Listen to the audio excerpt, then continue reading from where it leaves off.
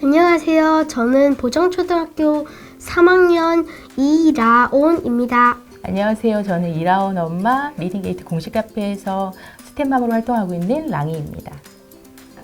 저희는 학교연으로 초1에 학교에서 아이디를 지급받아서 시작하게 되었습니다.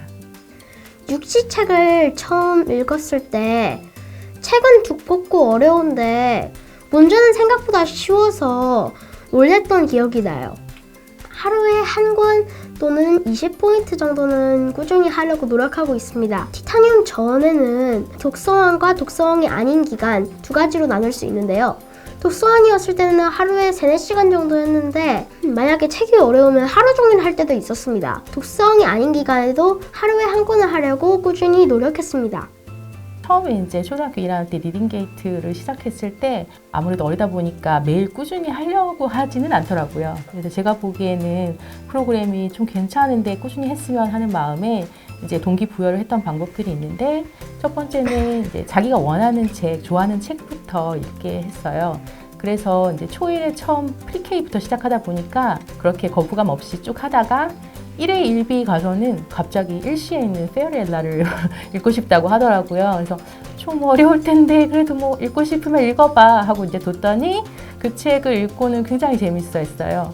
그러다가 이제 2레벨쯤 읽을 때는 3에서 5레벨 정도 되는 책인데도 한 권 읽고 싶은데 이런 책이 있었거든요. 그래서 그런 책도 그냥 뭐 읽게 그냥 뒀어요. 그랬더니 이제 그 읽어내고 난 다음에 문제 풀고 딱 그 포인트 획득했을 때 그 성취감이 엄청나더라고요. 그래서 그 성취감에 그 다음에는 고레벨 책을 읽는데도 이렇게 어려움 없이 읽을 수 있는 그런 힘을 좀 키웠던 것 같습니다.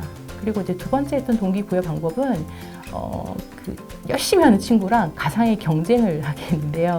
저희가 1학년 때 처음 이제 리딩게이트를 시작하다 보니까 학교연이거든요. 그래서 같은 반 친구가 열심히 한 친구가 있었어요. 그 친구는 나중에 알고 보니까 이제 영어권으로 다시 나갈 생각이 있어서 영어를 더 열심히 했던 거였는데, 이제 그 친구가 포인트 랭킹에서 월별 한 15등? 이 정도 했더라고요. 그래서 와, 너도 열심히 좀 해봐 이렇게 독려를 했더니 본인도 50위 안에 들어가 보고 싶다고 그때부터 열심히 리딩게이트를 했던 것 같습니다. 그리고 세 번째 했던 동기부여 방법은 이제 중간중간에 목표를 설정하고 또 달성할 수 있도록 했는데요. 초1 이제 2학기에 처음으로 영어 독서왕의 그런 우수상을 이제 받게 됐는데, 2학년 1학기에서 3학년 2학기까지는 대상에 모두 도전을 했습니다. 근데 같은 대상 도전이라 하더라도 할 때마다 목표 점수를 높여서 이제 그 이전에 자신의 한계치를 뛰어넘는 그런 도전이 되도록 독려를 했거든요. 그래서 2학년 1학기 처음 시작 때는 73점씩 매일 하던 것이 2학년 2학기에는 101점, 그리고 3학년 1학기에는 170점, 그리고 3학년 2학기에는 180점씩 이렇게 도전을 하도록 독려했습니다. 저의 슬럼프 정체기는 2레벨이었습니다. 2레벨 때는 이지와 풀 단계로 나뉘는 데다가 K와 1단계에 비해서 추가되고 어려운 점이 상당히 많아가지고 확 밀어붙이고 돌파해야 했던 시기 같은데요. 아무리 어려워도 일단은 계속해보자라는 마음으로 이 슬럼프를 극복해낼 수 있었던 것 같습니다. 단어 공부는 딱히 한 적이 없는데 그래도 어려운 단어가 나오면 스토리에 맞춰서 유출해보거나 사전에 찾아봤어요. 저는 일단 최대한 아이의 의견을 반영하려고 노력은 했는데요. 그래도 아이다 보니까 하루 종일 놀고 싶을 때도 있고 쉬고 싶을 때도 있거든요. 이제 그럴 때는 일단은 얼마나 놀고 싶어 이렇게 물어본 다음에 그게 엄마 생각이 너무 길다 싶으면은 서로 좀 협상을 하거나 타협을 하는 방법을 취했습니다. 근데 그럼에도 불구하고 아이가 강력하게 오늘은 너무 하기 싫다고 할 때는 그냥 마음껏 쉬게 뒀어요. 네, 무엇이든지 본인이 하고 싶어야 정말로 이제 열심히 할 수 있는 힘이 생긴다고 생각하기 때문에 그렇게 했습니다. 저의 다독 스킬은 쉬운 책, 어려운 책, 두꺼운 책, 얇은 책을 섞어서 읽는 것입니다. 레벨이 높은 책과 레벨이 낮은 책을 섞어서 읽으면 이제 머리가 잘 돌아가고 더 많이 책을 읽을 수가 있었어요. 원서를 수급하는데도 여러 가지 단계를 거친 것 같아요. 그래서 처음 시작할 때는 이북 위주로 그냥 이북 위주로만 읽었어요. 그런데 이제 조금 단계가 지나서 스토리북을 읽혀야 되니까 저 레벨의 책들은 두께가 얇은 데다가 아이 취향이 맞지 않으면 읽지 않겠다고 하는 책들이 되게 많았거든요. 그래서 그냥 오픈 라이브러리를 많이 활용했던 것 같아요. 그래서 네가 읽고 싶은 책을 그냥 여기서 마음껏 골라 읽으렴 이렇게 해서 저 레벨의 피북 많이 읽혔고, 그 다음에 이제 3레벨 정도 올라가니까 챕터북 위주로 읽어야 되다 보니 그 온라인으로 읽기엔 조금 무리가 있더라고요. 그래서 그때는 정말 도서관을 열심히 다녔습니다. 그래서 아이는 등교를 하고 저는 도서관으로 출근을 하고 이렇게 해서 인근 도서관 5군데 정도는 그냥 아침 운동 삼아서 다녔던 것 같아요. 이제 그렇게 한 것도 있었지만 또 책을 이렇게 구매해야 되는 적도 있었잖아요. 그때는 이제 아이가 좋아하는 그 시리즈 책이라든지 아니면 유명 작가의 어떤 그림책, 또 4레벨에서 6레벨 정도의 이제 고레벨 도서 중에서는 소장하고 싶은 책, 그런 책 위주로 이제 구매를 하게 됐고요. 또 중고책이나 또 파본책 같은 것들은 미리 사두는 그런 것들로 책을 수급했습니다.